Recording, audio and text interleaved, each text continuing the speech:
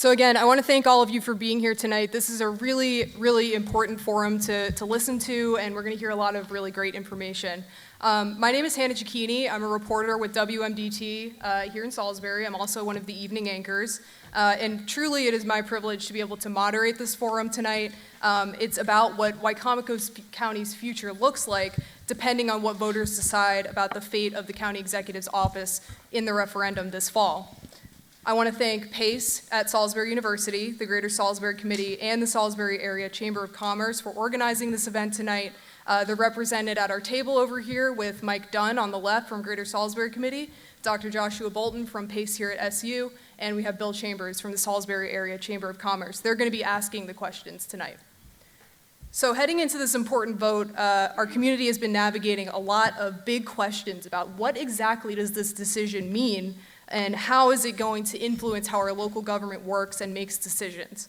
A yes vote on this referendum would remove the county executive position from Wicomico County government, and the current county executive, who is Julie Giordano, would be able to serve out the rest of her term, which ends in 2026. A no vote would keep this position in place in our local government. I think a lot of us know that this has been a topic that has come with high emotions for many of us in our community. Our mission tonight is to provide an unbiased view of what kind of changes this decision would make, depending on which way it goes. If we can inform just one voter tonight, I think we've done our job here. Luckily, we have a really excellent panel of leaders from various corners of the state of Maryland who have firsthand experience and valuable perspectives to share with us about how their respective home governments function with or without a county executive position. Let's introduce them now. So to my immediate right here, we're joined by Weston Young. He is the current Worcester County Administrator and the former Wicomico County Deputy Administrator. In the middle of the table,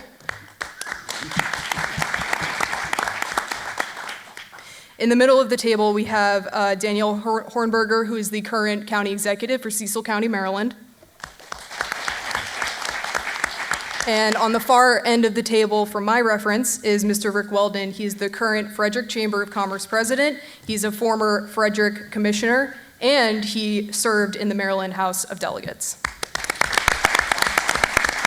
I want to thank each of you for being here tonight. Thanks for making the trip. So we've prepared several questions tonight, and we have a lot to get through, in addition to questions that we'll be taking from you all in the audience. Audience members, there will be volunteers kind of walking around, passing out pencils and papers, collecting your questions. All questions will be asked by our panel members over there, and we will include as many audience questions as time allows tonight. We're expecting to go to about 7:30, but we could go a few minutes past. I would ask for our speakers tonight, try to keep your answers between 2 and 3 minutes just so we can get through as much information as possible and hear all of your perspectives equally. With all that being said, let's get started. So the first question tonight is coming from Josh from PACE here at SU. Thank you all for joining us tonight. Our first set of questions are going to be for everyone. Working with and establishing relationships with the state of Maryland is important for any county, regardless of what form of government it has. How would a change of form of government impact a county's ability to work with leaders in Annapolis? So we're going to go left to right from my perspective up here on the stage. So we'll start with Mr. Young here. Good evening, and to that question, I don't really see an issue with getting representation at the state level. So a change shouldn't impact it too much. The main difference that comes to mind is under the council form, you'll need 4 votes to set a direction. And then all of the counties are part of the Maryland Association of Counties. And when you're deciding on legislative topics and which way MACO should push the organization and representing all the counties, when you have the executive and council, you each have half a vote. And I've seen some counties counter each other. They each vote each way. When you have a council form or a commissioner form of government, your one vote is one vote. So each county has one vote. Under the executive form, it's split half, but that's really minor. Most counties are aligned on the issues, but I don't really see that changing things too much. Thank you. Madam Executive, what is your perspective on this question? Yeah, so Is this close enough? Can you hear me? So I certainly think that it is more beneficial to have a charter form of government, a county executive, one voice, one individual who is able to communicate with the legislators in Annapolis, who is down at Mako. On Mako, it is super important to have that voice, and Mako itself, Maryland Association of Counties, they are a group of individuals basically lobbying year-round, and certainly lobbying for counties to, keep things at home. So for us to have local control. That's really an important mission, and that's something that we can all come together on. And oftentimes the county executive and the president of the council are aligned, which is really great when you're voting. There have been times in that situation, in fact, where we have been impactful at Mako, being able to, support a mission that's really important. So those things are important down in Annapolis, and I think that it's critical to be able to, have someone pick up the phone. And oftentimes those legislators are much more keen on being able to talk to one or two people, the county executive and the council president, rather than 5 or 7 commissioners, which it can be very hectic down in the state legislature, and we recognize that. But to hear, from those 2 representatives is a lot easier. Thank you. And Mr. Weldon, what are your thoughts on this? So first, let me tell you how proud I am of the voters of Wicomico County for turning out for this event tonight. Whether you are decided on this question or you come here tonight with an open mind, the fact that you've come here is the thing that matters most. So I drove 3 hours. Mrs. Weldon and I drove 3 hours. I was really hoping for a full room. I'm thrilled to see a full room. It made that drive seem totally worthwhile. So from my perspective, when it comes to the General Assembly, I served 8 years representing Southern Frederick County and Southeastern Washington County in the Maryland House of Delegates. If you have a strong legislative delegation from Wicomico County, it won't matter as much in the General Assembly what your county form and structure of government is, but it will matter. It does matter with the administration, the office of the governor, and the executive branch of the state government. So if you've got a great legislative delegation, your senators and your delegates, and I know one of your senators really well, I will tell you that they can navigate whatever obstructions get in the way in the legislative process. But when it comes to having influence with the Moore administration and cabinet secretaries and infrastructure questions, having a decider in the office of county executive absolutely makes a difference. Thank you. All right. So our next question is coming from Bill Chambers. Go ahead, Mr. Chambers. Thank you. Thank you to the panelists tonight for joining us. Panelists, under the current form of government, what checks and balances do you think exist, and how would that change under the proposed system? We'll start with Madam Executive Hornberger. So this change, I don't know that it's exactly a change in the system per se. I look at it as you're essentially removing the power from all of the voters in the county, right? Because all of the voters are voting for who is leading this county. So you're going to remove that power from the voters and now hand it over to. Yep. So we have 5 in my county, but 7 commissioners. And essentially, those 7 commissioners would then be handing over the power to a county administrator who is not elected by the people. And that's really my concern and my viewpoint on why that's a problem, is because the county administrator is not elected duly by the people. They're appointed. So now you have a situation where the power is essentially removed from the people and the voters. The whole process, this executive with the legislature, the checks and balances, that is the best system that we have. That's why our nation uses it. That's why we have a president, in my opinion, a president and, our legislature. Every state uses it. It's the best form that we have come up with so far. It's not perfect, but it's the best form we've come up with so far.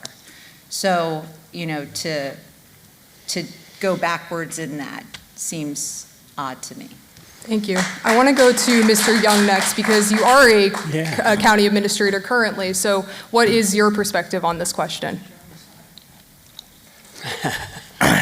No, I agree fully. When you get the commissioner council form of government, you have positions like I have in Worcester where I am not elected by the people. So if the people have an issue with me in Worcester County, they need 4 votes to get rid of me.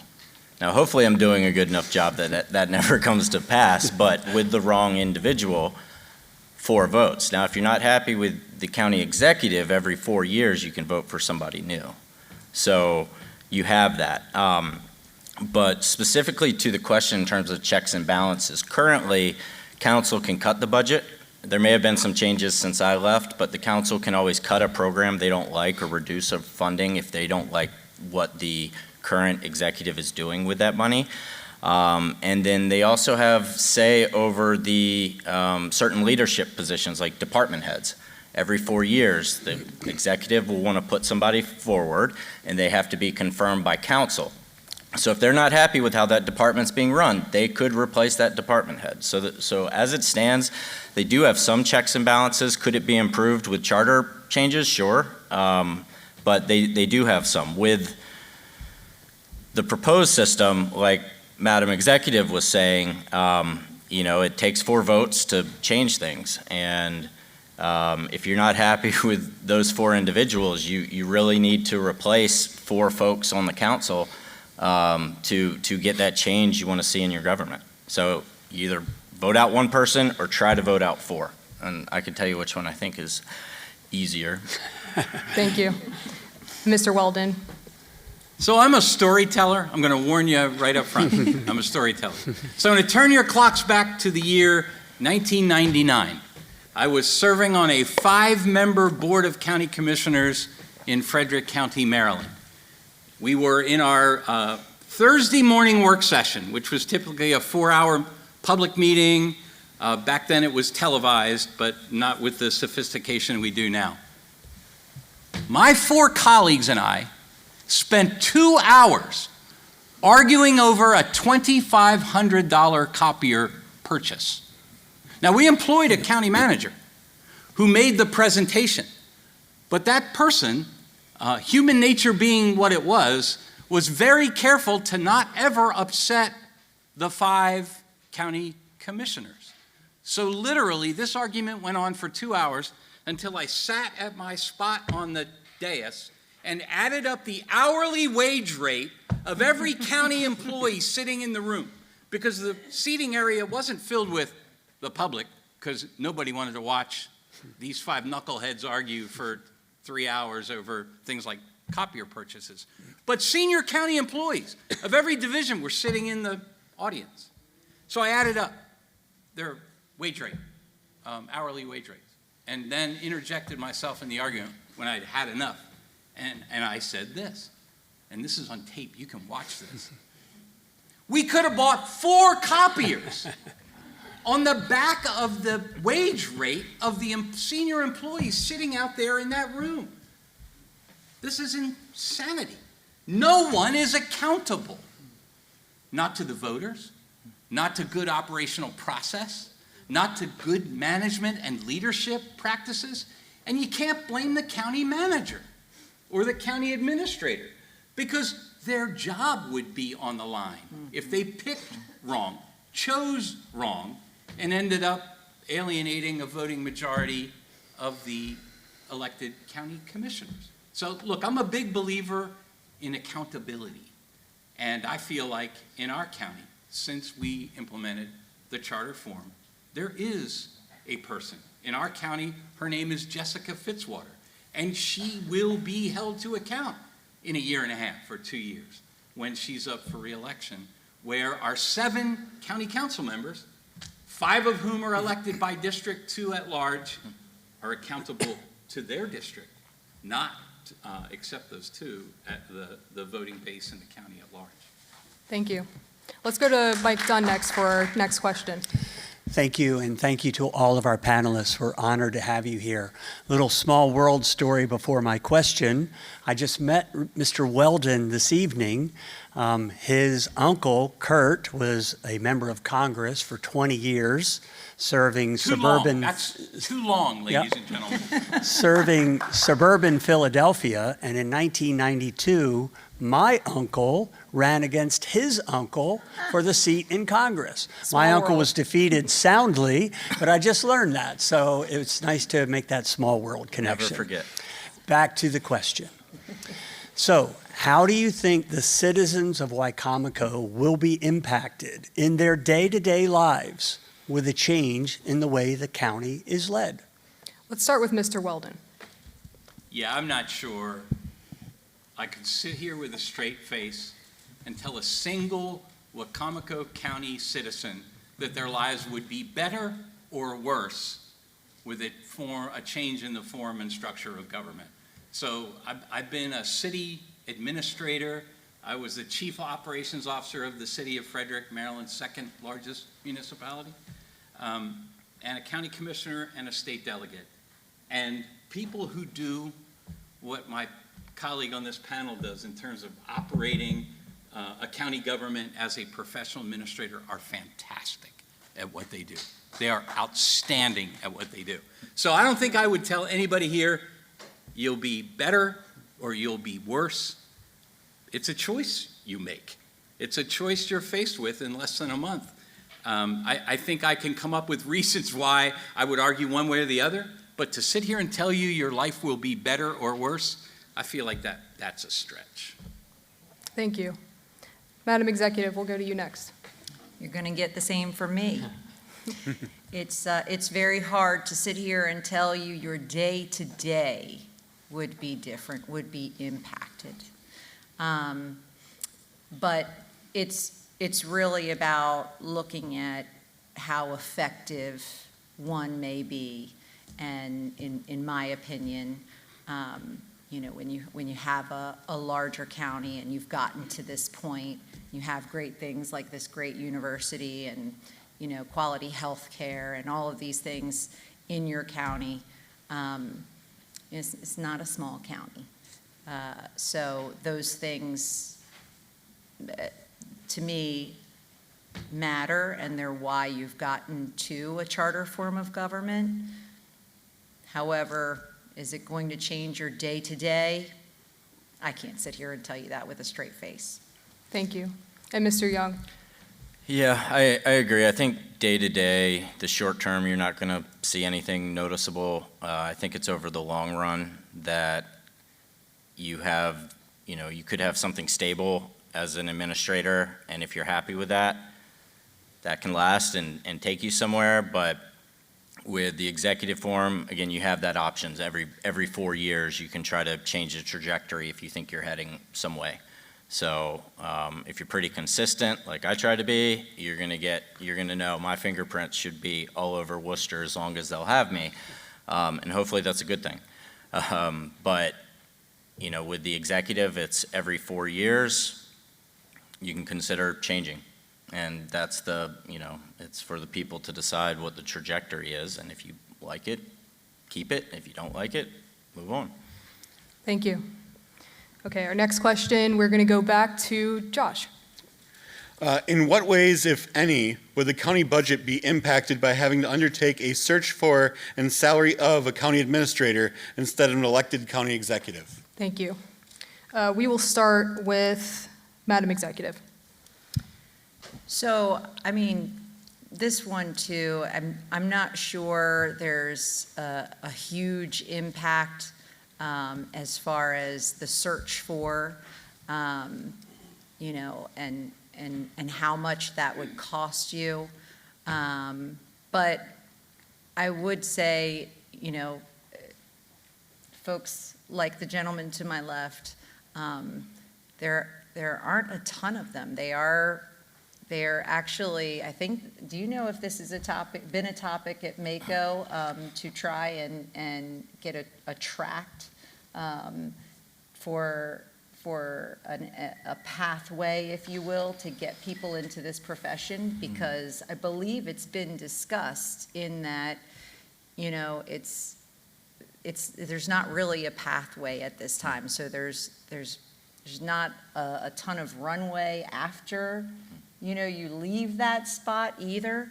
So the question is, where do you find these people? Because you do have to know a lot. You have to really understand a lot to be able to run a county effectively and efficiently, and to be the full-time person doing that without a county executive at the helm. It's really you, and then that board of directors, if you will, that are the part-time commissioners. So, you know, circling back, I'm not sure how much financially that's really going to get you in deep water, but I will say it's the struggle is real. Thank you. Mr. Young, we'll go to you next. Okay. I don't know what the final form will be. You know, there's a proposed administrator. Will there be a deputy? Will there be 2 deputies? What will that staff look like? The way it is now is the executive has a director of administration and a deputy. Council has a council administrator. Hypothetically, if you got rid of those 3 positions and the county executive salary, you could end up with a savings. But I don't know what other positions are needed. You know, I can tell you from when I worked for Executive Bob Culver, there were days where I was at a meeting, usually I got the short straw, but Director of Administration Wayne Strasburg was at another meeting, and County Executive Bob Culver was at another meeting. And literally, we didn't have to circle up and be like, what was your meeting about? I'll tell you about mine, and so forth. So there's a lot of work that the county gets pulled into. And I don't know what the actual answer is. It could be budget neutral, it could be a savings, could cost more depending on how this office gets formed. Thank you. So, yeah, don't know. Mr. Weldon, what are your thoughts? So if you'll forgive a colloquialism, if I said that right. This argument is rearranging deck chairs on the Titanic. It probably wouldn't make a difference. So that's not the question I think you great Wicomico County voters should ask yourself. The question you should ask yourself is actually buried in the question that we were asked. Appointed or elected? That is your choice. Appointed or elected.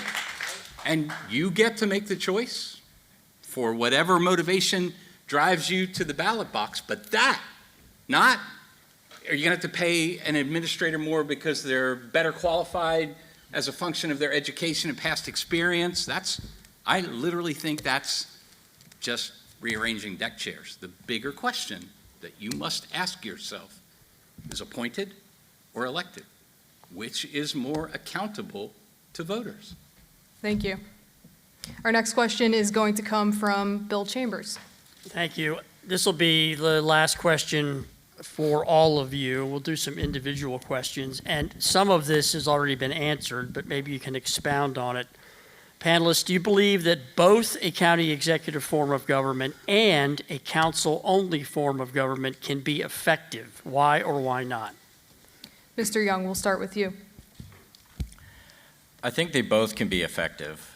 I do think as counties get larger and you have more citizens to respond to, and as you have more services you're offering, just more to manage, the part-time nature of a council or commissioner gets a little unwieldy, and you really need that full-time position.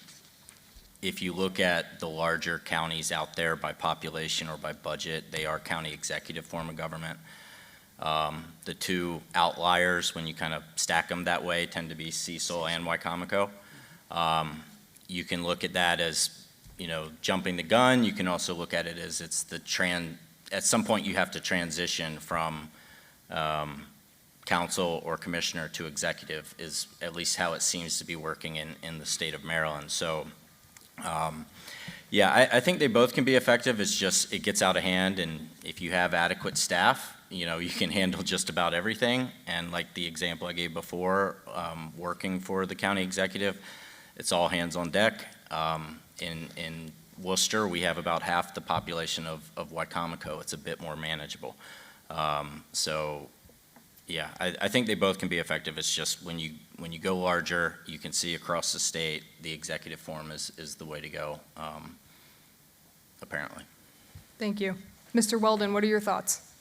I think effective is a judgment call a voter makes, not an opinion writer, not an editorial writer, but a voter makes a judgment on what is effective. Weston's absolutely right.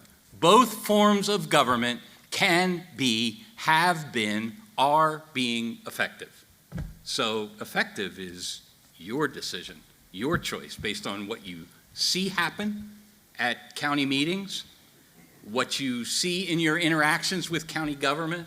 The question about effectiveness is a judgment call a voter should make, not some guy who just drove 3 hours so he feels like a subject matter expert. I would say yes, both forms of government can be effective, have been effective, and are being effective right now. Thank you. And finally, Madam Executive.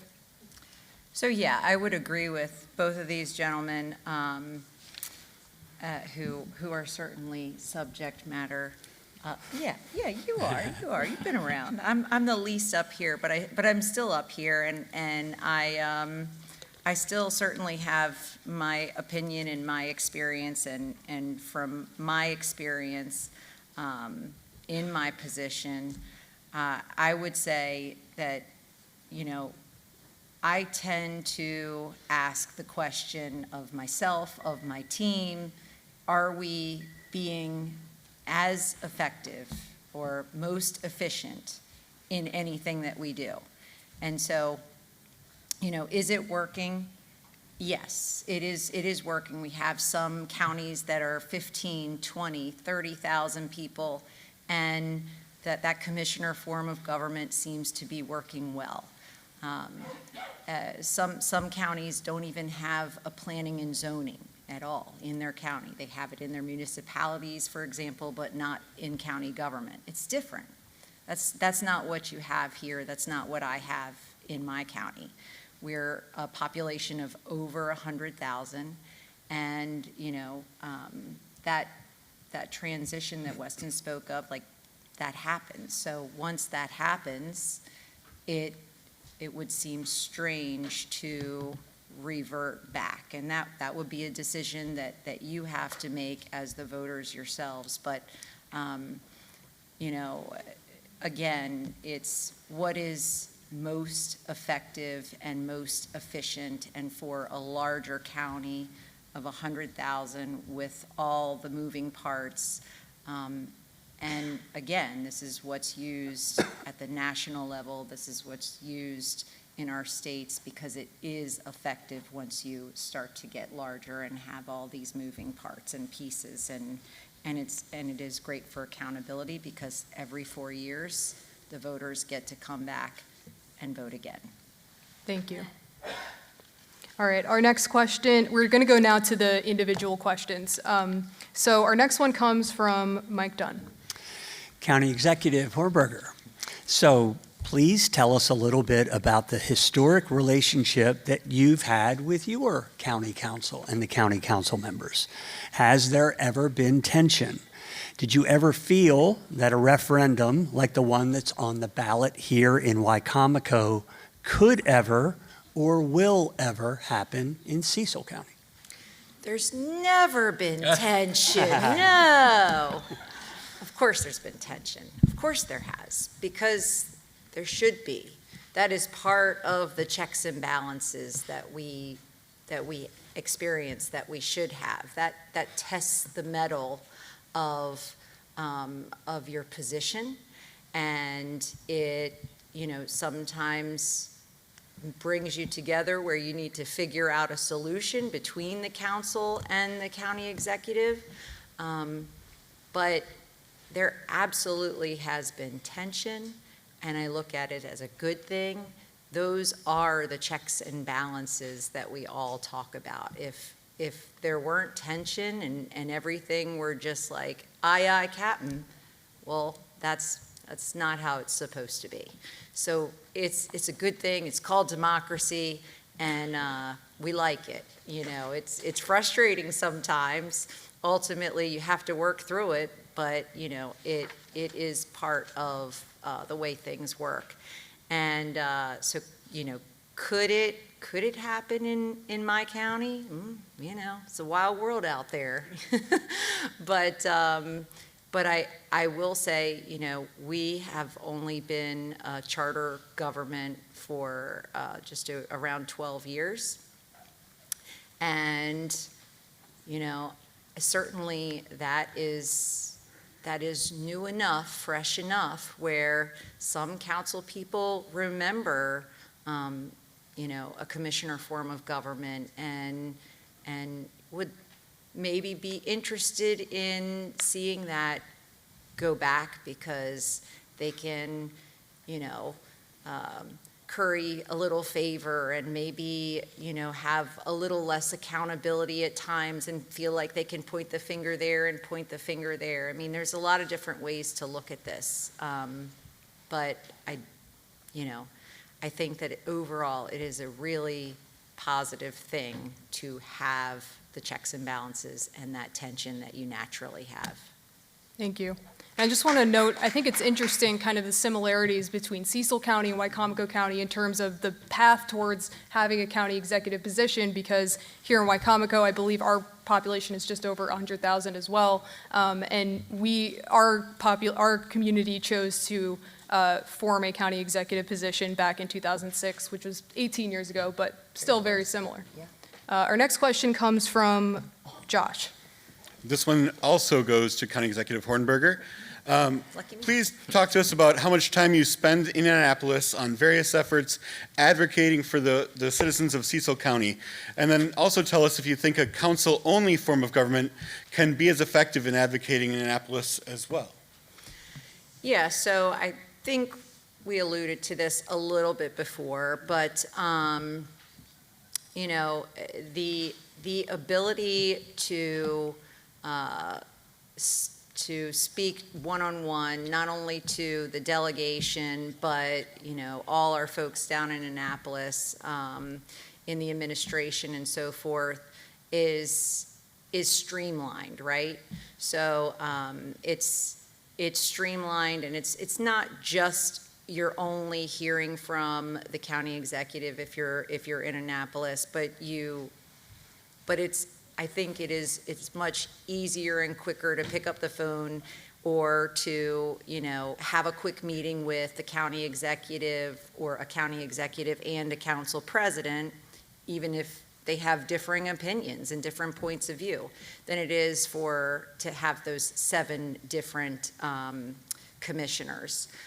I spend a lot of time down in Annapolis during session, especially.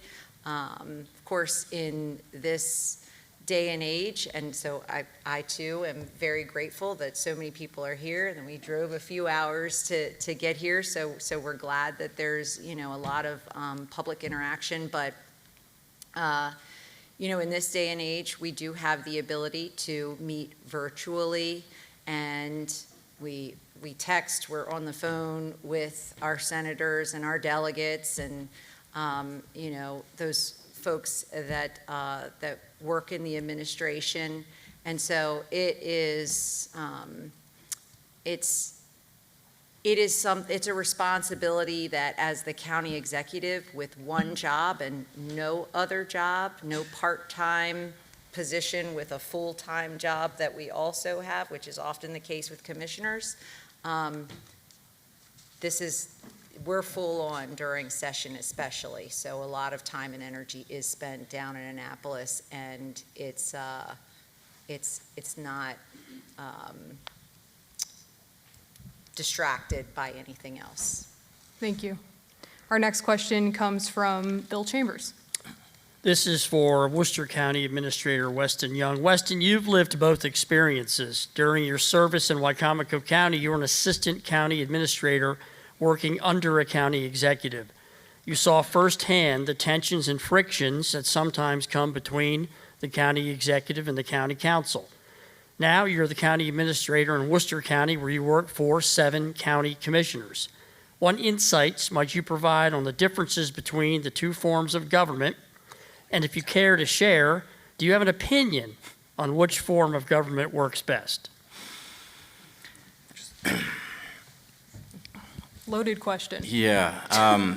When I first got the call to consider this panel, I'll tell you I've been pretty much thinking about this nonstop, because I worked 5.5 years for Wicomico. Started off as a deputy public works director. I never paid attention to politics at that time, my entire public works and public sector career.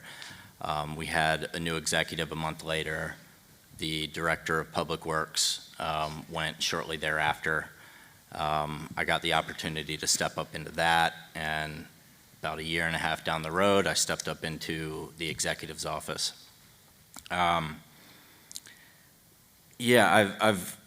been torn, because the way things work now in Worcester is we have part-time commissioners, and they meet twice a month.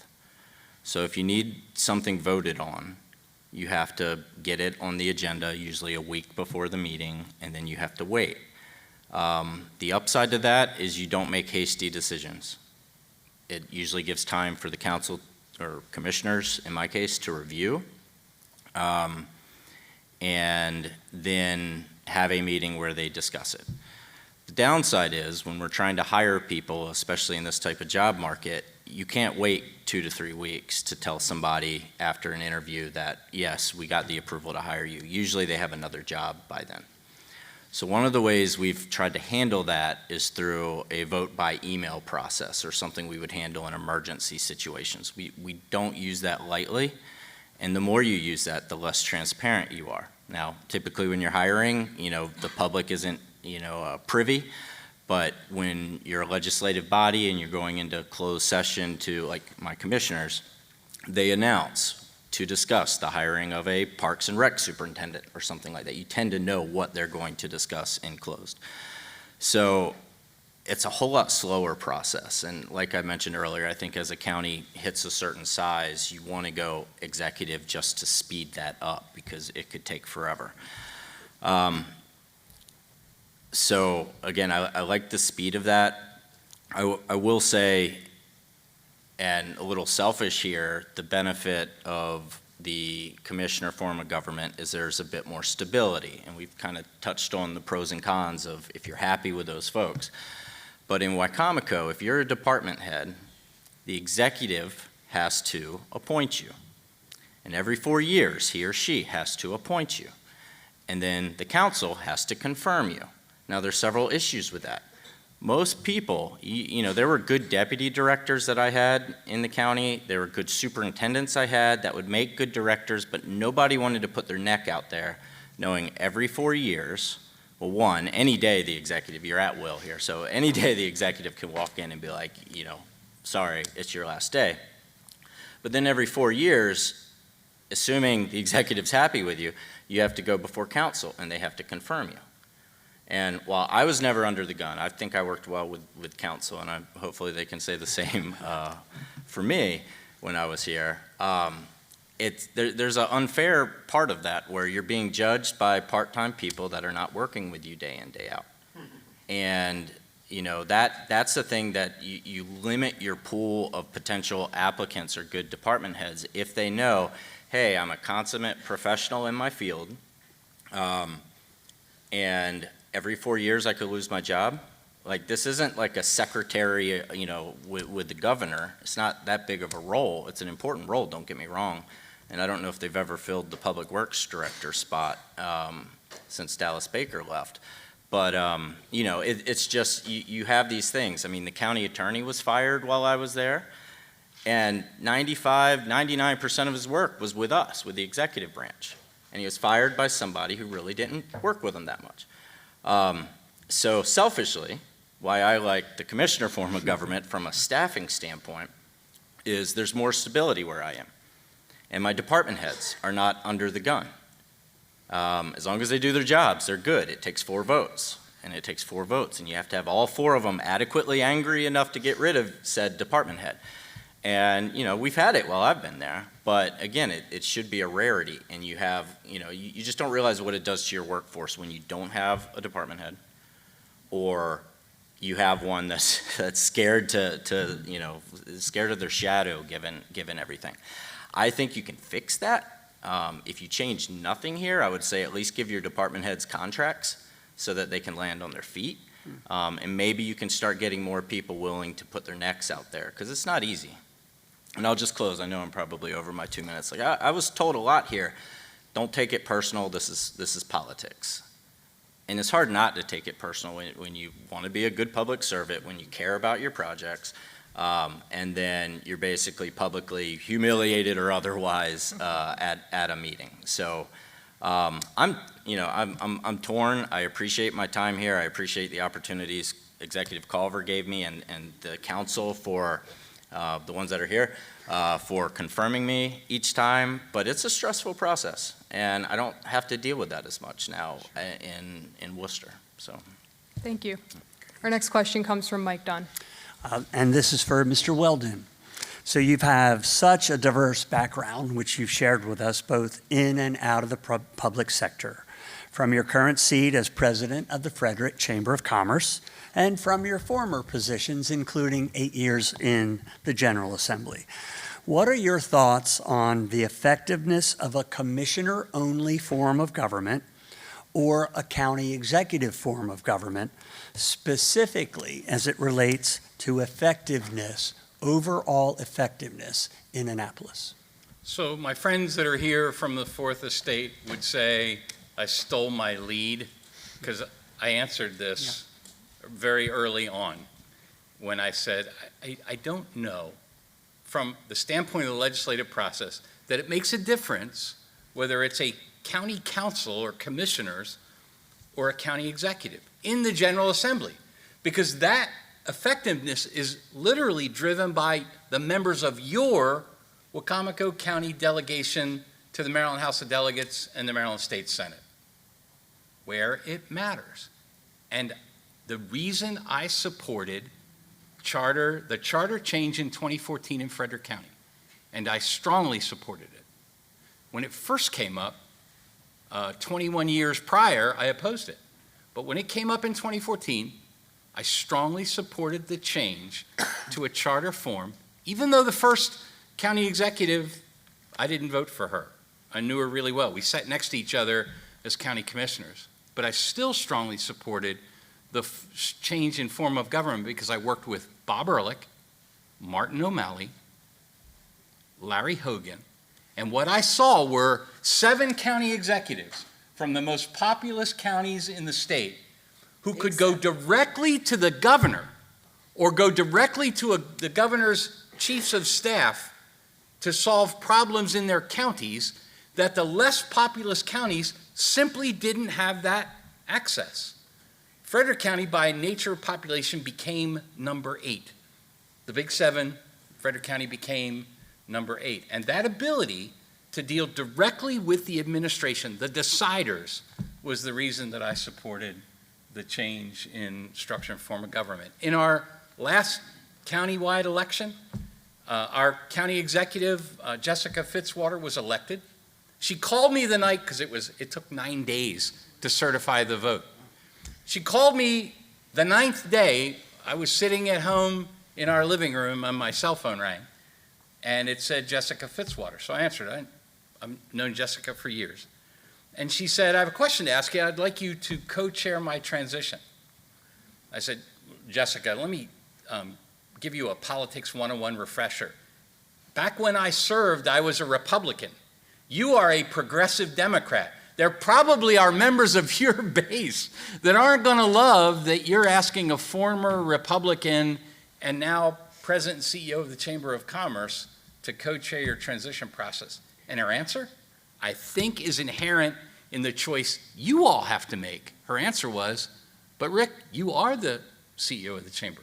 You work every day with the small businesses that drive the economy of this county.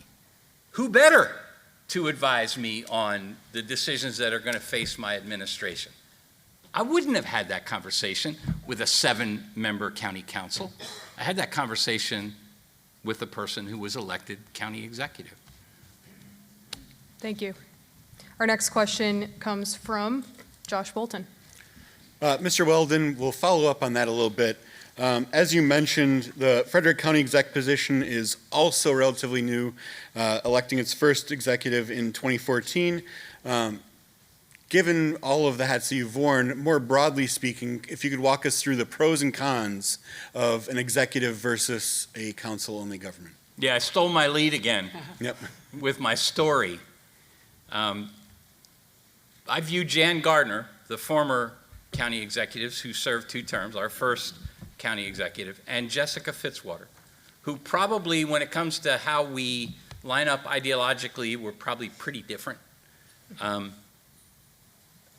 I view the fact that there is a person, when I go to the ballot box in 2 years, that I will hold accountable for how my county tax dollars have been managed operationally.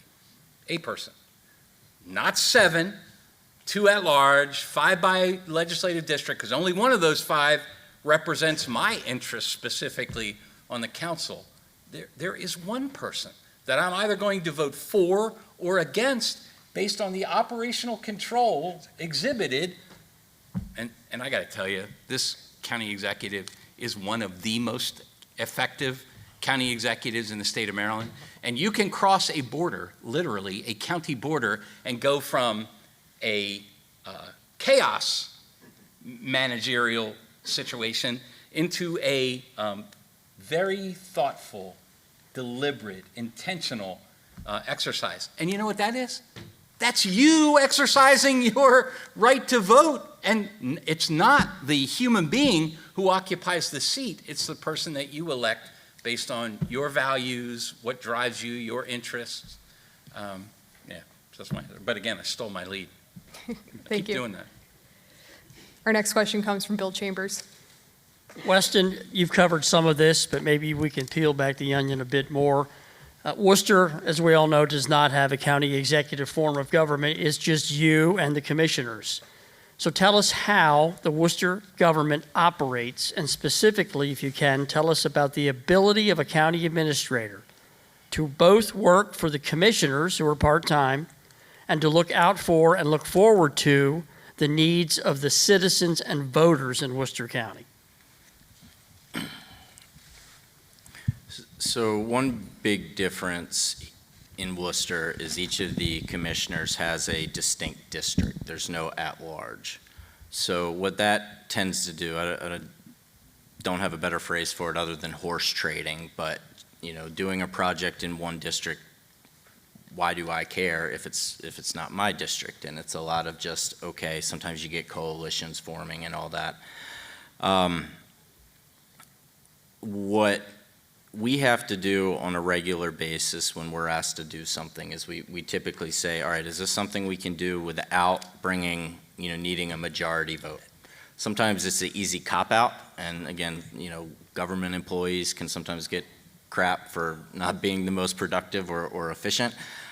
It's easy for me to tell a commissioner that's trying to get something done to say, all right, we need to bring this up and get everybody to vote on it to give us direction. We have to make judgment calls each day. Is this something that we can just go fix? Or is this something that we need the direction because this is a much bigger tactic?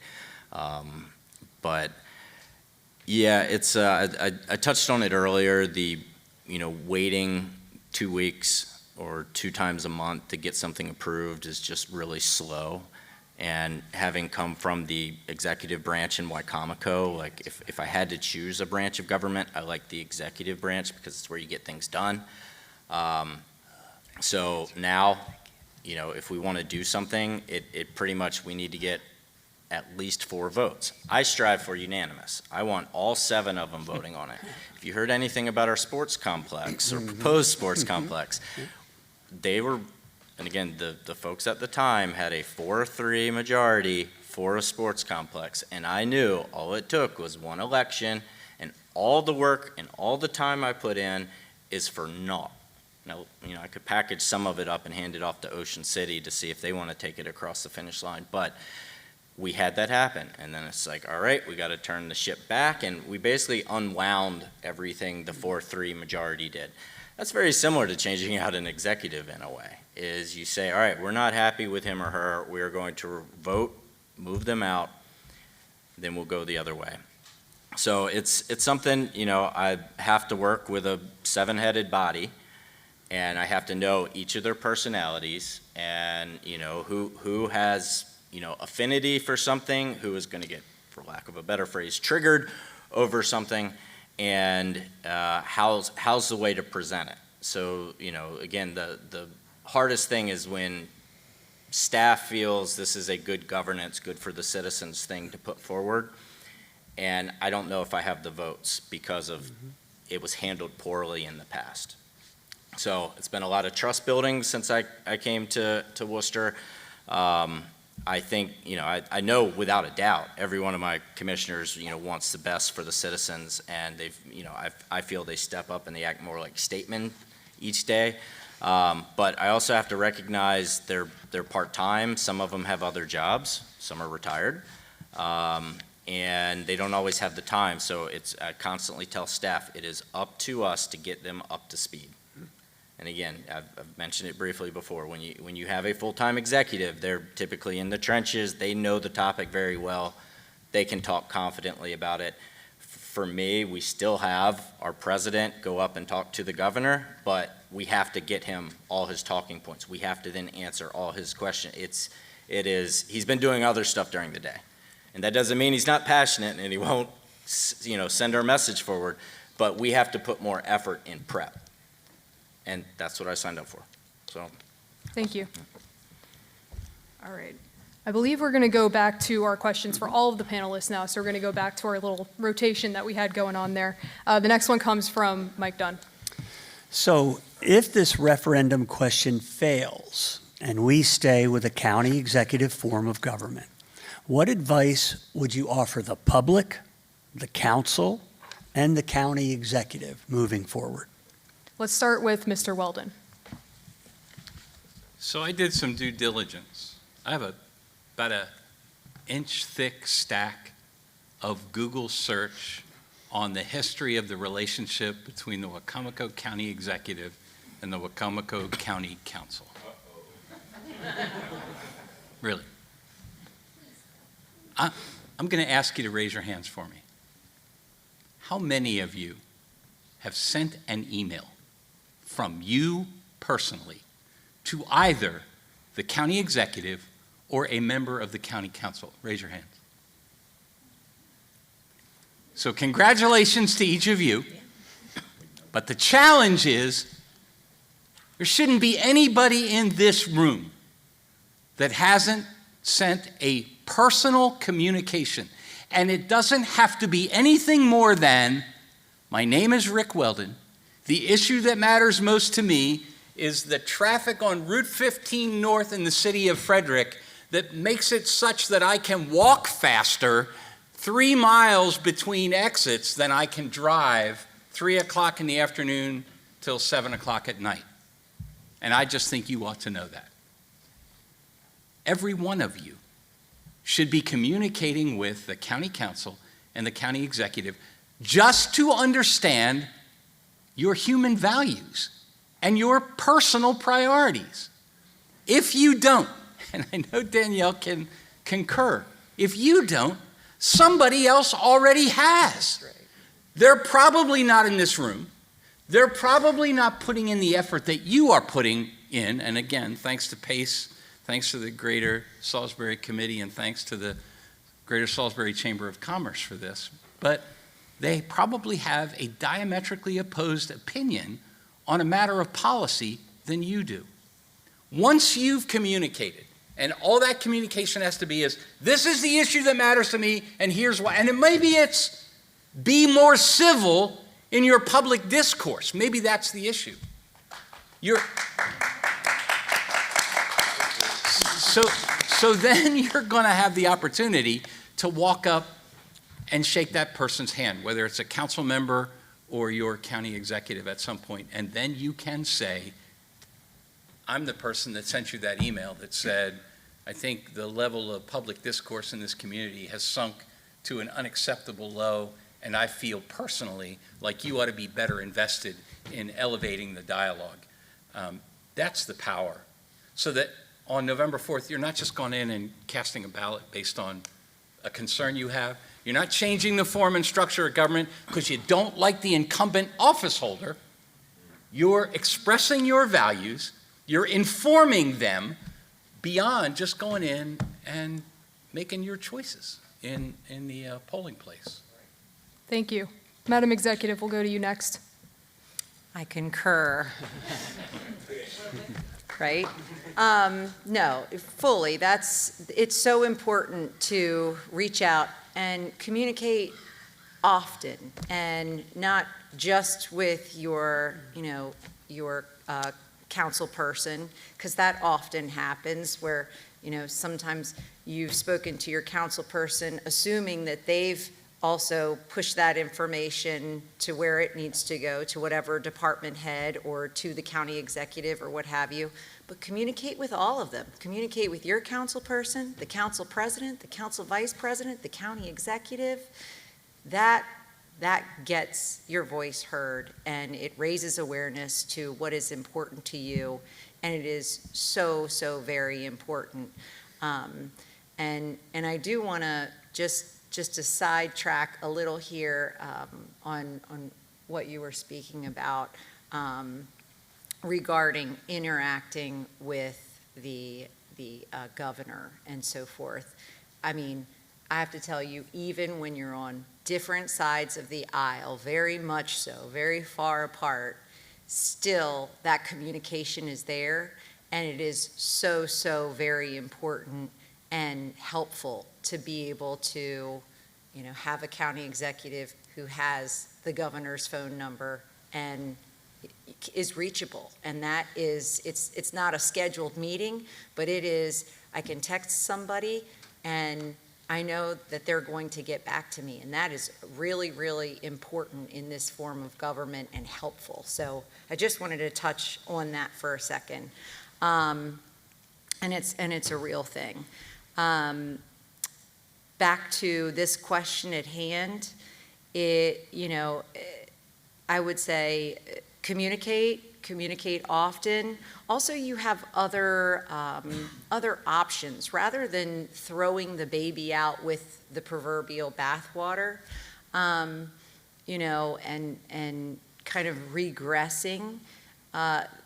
You can look at your charter and find areas where maybe this needs to be necked down a little bit. Maybe this particular item is not as clear or concise or well thought out as we think it should be. I mean, there's a lot in the charter, and it's a big document, and sometimes it's just, you know, okay, you've been at this for 18 years, right? We've done this for a little while.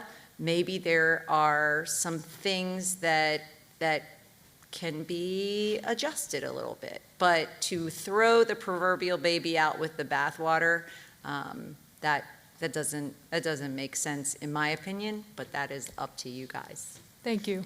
Mr. Young?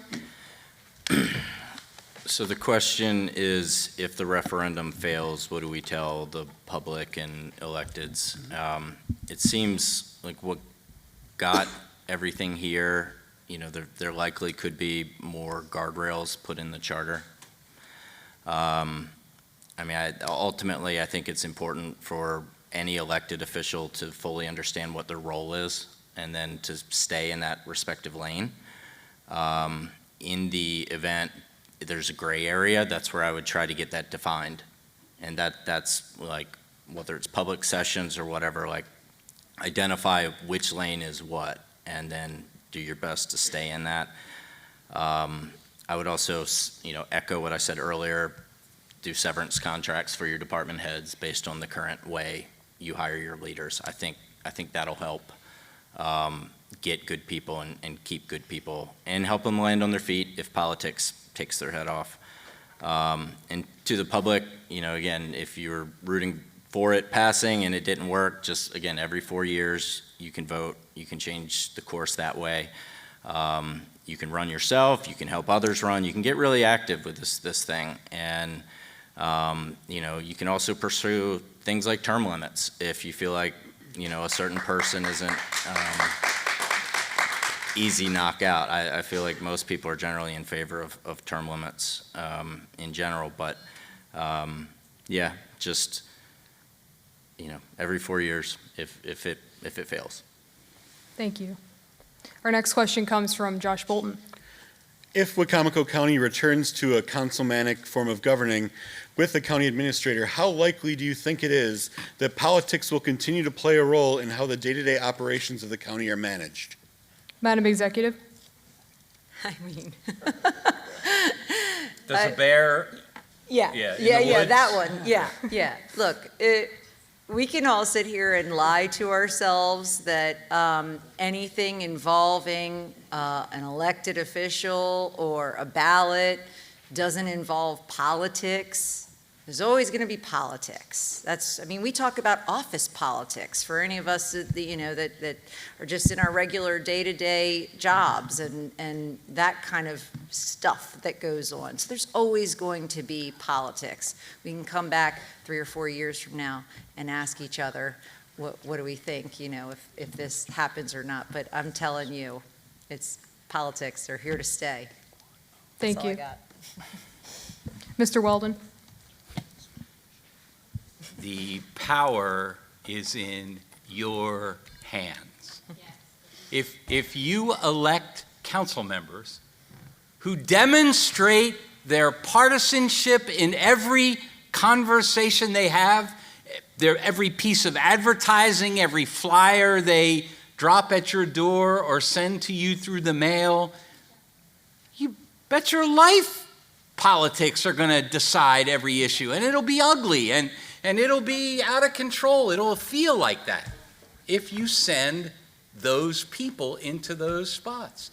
If, however, whether it's the county executive or a county council member, you look for people who are deliberate, thoughtful, intentional, purposeful in their work, and elect them to office, the likelihood of politics deciding every single issue goes down proportionally to their ability to understand the role they play as your elected public servant. So, look, I'm sorry, and I'll leave here and drive 3 hours away, and you'll never see me again. Probably thank goodness from some of you, but literally the power is in your hands. Elect a partisan, elect a hyper-partisan, and I guarantee you will feel like every single decision is a ideological, political battle, because that's what you've set yourself up for. Thank you. Mr. Young? I've not been a politician and don't plan to. I would just say, just from the different districts, like what the city of Salisbury needs is going to be different than the western part of the county or the eastern part of the county. There's limited funding, so there's going to be, just from a priority standpoint, you're going to have conflict from that. And what helps one doesn't help all in some cases. So you're dealing with that. I kind of share their takes that I just don't see politics going away. It may be less visible. It may not be in the paper as much. If they're only meeting 2 times a month, that may be the only flare-ups. Whereas when you have a full-time executive, it can happen far more and sometimes seem worse than it is. But yeah, I think it's not going to go away based on will the politics change? I just think it'll be less visible. Thank you. Our next question comes from Bill Chambers. So I'm going to ask an audience question, and Rick, I'd like to direct it to you. Why do so few counties nationwide have a county executive form of government, less than 20%? Look at the population. The answer lies therein. And I think County Executive Hornberger made this point earlier. When a county gets bigger, more populous, more infrastructure, more decision-making, larger staff, more recreation programming, then you make the argument. And I think it's a compelling argument that was made in Frederick County back in 2014. I think the answer lies in it. Most counties all across the country are much smaller, under 100,000 in population. And so, yeah, that farmer comes from the farm, that teacher comes from the classroom, that banker comes from the bank teller's station to the legislative body, and they do their work as county commissioners, and they go home and plant and teach and make loans. But when that organizational structure gets more complicated and the discussions are a lot more weighty in terms of what the outcomes are, then I think look for that accountable person that every 4 years you can go to the ballot box and say, that's a great manager like Danielle, or maybe not so strong, time to vote for someone else. Thank you. Next question will be read by Mike Dunn. And this is also, excuse me, an audience question, and it's kind of a simple but obvious one, but we'd love to hear your take on it. Are the executive and legislative branches always supposed to get along? That is a good question. It's for all panelists, correct? All panelists. Okay, Correct. so let's start with Mr. Young. I don't like absolute statements for the most part. But no, I think the executive touched on it earlier with, the tension sort of needs to be there as part of the checks and balance. Does it need to get as dirty as it gets at times? Probably not. But I just think it comes down to its personalities. Like it's a popularity contest. That's an elected position. They win, rightfully so. They're given a mission. They've talked to their citizens. They won.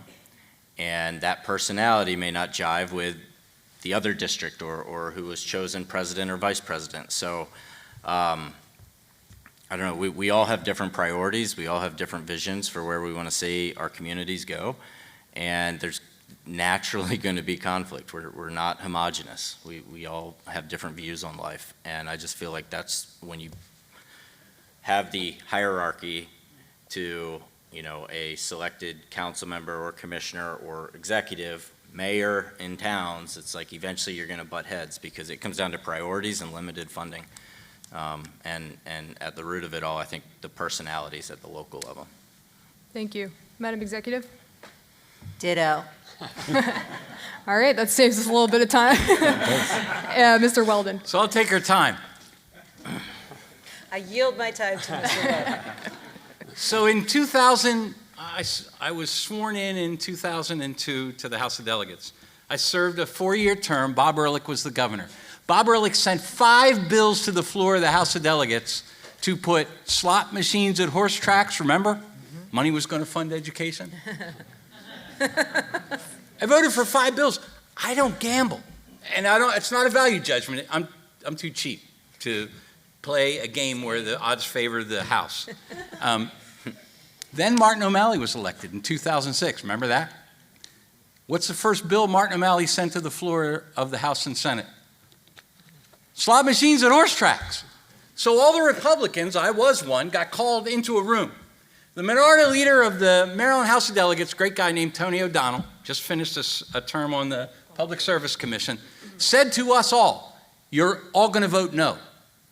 Just like the Democrats voted no on Ehrlich's bills, you're all going to vote no because we don't want to give O'Malley a victory. So I sat in the back of the room, 43 of us, raised my hand and said, that's the dumbest damn thing I've ever heard. I literally just voted for 5 bills in a row. How do I go home to Brunswick, where we live, and explain to the people that voted for me that after 5 yeses, now suddenly I'm a no, and the only thing that's changed is the initial behind the name of the guy that lives in the big brick house over there. This is just stupid. 2 days later, the Gazette for Business and Politics came out, and the headline said, Costa, that was Bob Costa from Deal, Catch, that was Wade Catch from Baltimore County, and Weldon are disloyal and disingenuous Republicans.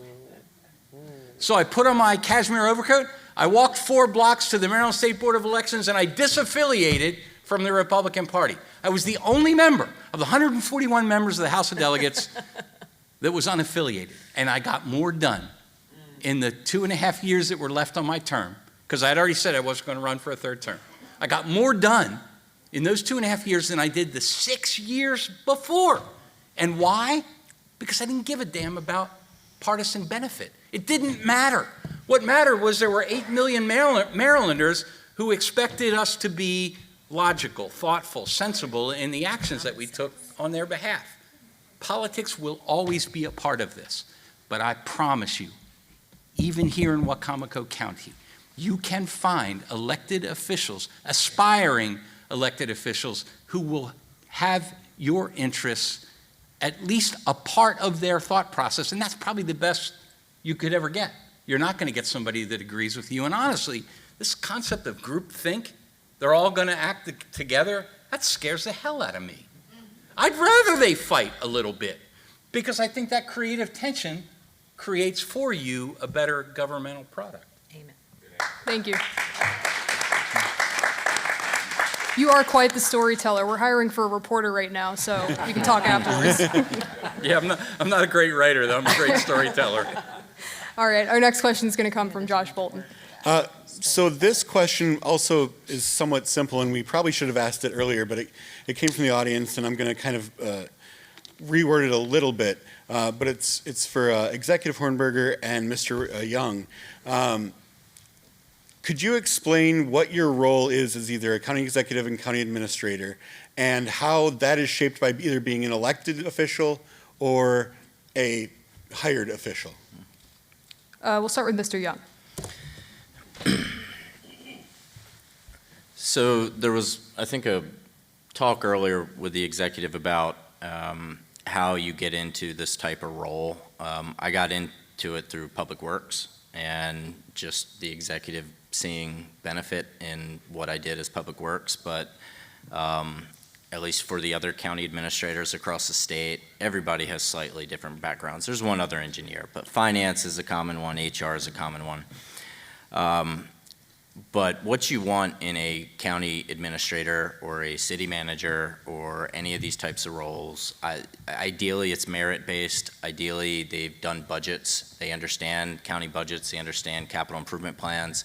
They have personnel management, and you know, you want somebody who's got experience public speaking. And I can probably think of it like going to the bond market, going up to New York City and arguing for your credit rating, and then borrowing money because the interest rate you pay matters for projects.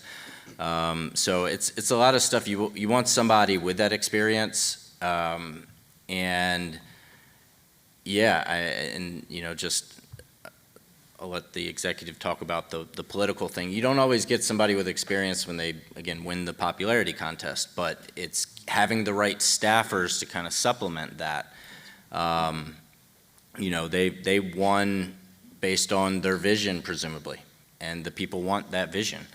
And then it's the administrator's role to fulfill that. In my case, being with commissioners, I have to get the majority to tell me what our vision is.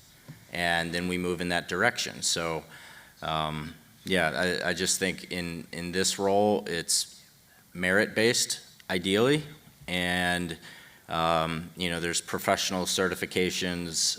There's a thing called the credentialed manager that you can get as well that shows you've got significant experience in this field. Thank you. Madam Executive? Yeah, so it is about the vision, and it is an election and can be a popularity contest when you boil it down, but hopefully popularity based upon what that vision is that's shared with those voters. So, the job, once you're in there, is vast and varied, and you really work hand in hand very closely with your county administrator and, all of those folks on your team. And I like to freely admit that I very, very importantly made sure they were all smarter than me in their respective fields. That is so important. These folks need to have that very specified background and have a deep knowledge of their respective, area of expertise. But we, as the leaders of the county, are driving that mission and that vision. Of course, we're also responsible for the budget. Finances do play a big role, and taxes play a big role, as each of you here know that you pay taxes, and I think it matters what's coming out of your pocket and what that is going to pay for, and those services and resources that you have in your county as a result of it. So, yes, there's certainly a difference, but as county executive, we are taking in mind that the voters' vision and the voters' voices, and hopefully, as Mr. Weldon said, all of you are contacting us so we can hear you often and frequently and continue to know where your issues are really lying. And so, we just continue to hear that, and if in 4 years we have not met those expectations, that's when you get the opportunity to say, nope, don't like the direction of this leadership, and we'll go a different way as opposed to the other. So that's kind of the difference in my view. Thank you. Now let's go to Bill Chambers. So panelists, to conclude our forum, we'd like to ask each of you to give us a closing remarks of a minute or two about anything you haven't covered or you'd like to cover. We'll go opposite from the beginning. So, Mr. Weldon, you're up first. I just want to say thank you for the fact that you are connected to your future and you cared enough to do the research that you've been doing, for being here tonight to actively participate. I have every confidence that when we get in our car and drive north to Newcastle County to see my mom, that the people of Wicomico County are going to make the choice that is most appropriate for them, for you, that fits best what it is you believe, you dream, you aspire to. I don't have any doubt about that, no matter how it comes out. I'm confident because you have done the work to be able to make a well-informed choice. So that's all I want to say, and thank you for the opportunity to be here. Appreciate it. Thank you. Madam Executive. Well, I'm from a middle-class family. Okay, you got it. All right. Listen, I just want to thank you all for being here tonight. It really is great that there's so much interaction, with your government, and you care enough to come here tonight to listen to us strangers, veritable strangers. And we appreciate, the opportunity to share our viewpoints. I'm certainly, just one of many. We all have a different perspective, and we all bring our unique perspectives, but I think that it's just a testament to how much you all care, and I appreciate this opportunity and the folks who put this together tonight. For sure. Thank you. Thank you.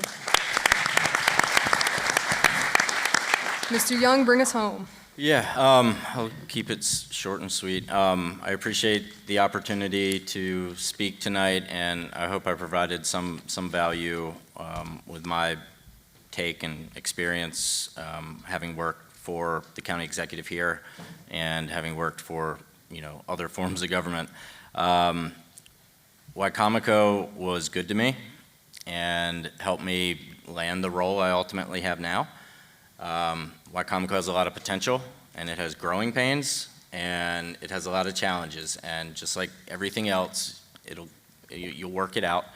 Pass or fail, I'm fully optimistic that the ship will get righted and everything will be okay.